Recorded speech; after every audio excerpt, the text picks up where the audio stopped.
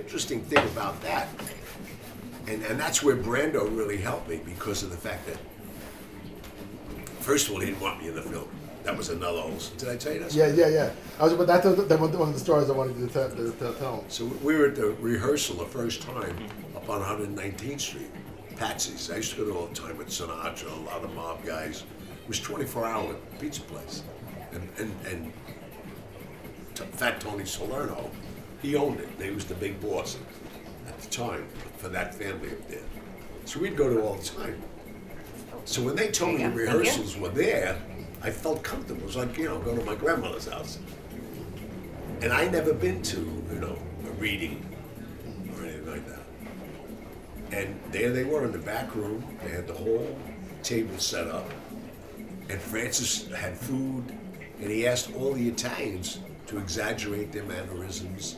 So like Jimmy Carno's Jewish, Marlon Brando's Polish, can learn all of those just the gestures, which you can't do that in an acting school. You have to see how it goes.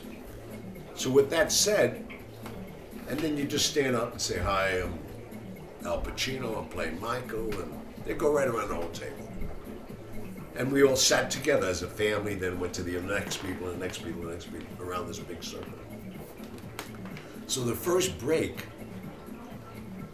everybody's like, looking at Brando, whatever. Brando comes over to me. And he says to me, you're playing Carl? I says, yeah. He says, you're a big TV actor. I said, no. He says, you got a big movie coming out. I said, no. He says, well, I know you're not on Broadway. I know everybody on Broadway. I said, you're right, I'm not. He said, where'd you study? I said, study what? So he calls Francis over.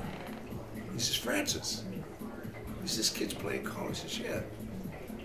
He says, he's got to be a great actor, because I never broke down the script. He says, he marries my daughter, undermines my family, gets my oldest son, Sonny killed, and he sells us out to the Barzinis. This guy's got to be believable. So now I'm getting a little nuts, because I just had a big party at Patsy's in New York, and I'm down here on 56th Street. And I'm saying, this guy's going to ruin it for me. So I don't know protocol on the set. I said, Francis, go over there a minute. I dismissed the director. And then I put my arm around Brando, and the whole room went silent. And I know we used to have a zig-and-net game in the back, because I didn't want to embarrass the guy. So I put my arm on him, and he's like even looking at me. I said, come over here, I want to talk to you. I take him in the back, as soon as we're not in earshot of anybody. And I turn him around. I said, let me just tell you something, okay? You fuck this up for me, you hear me?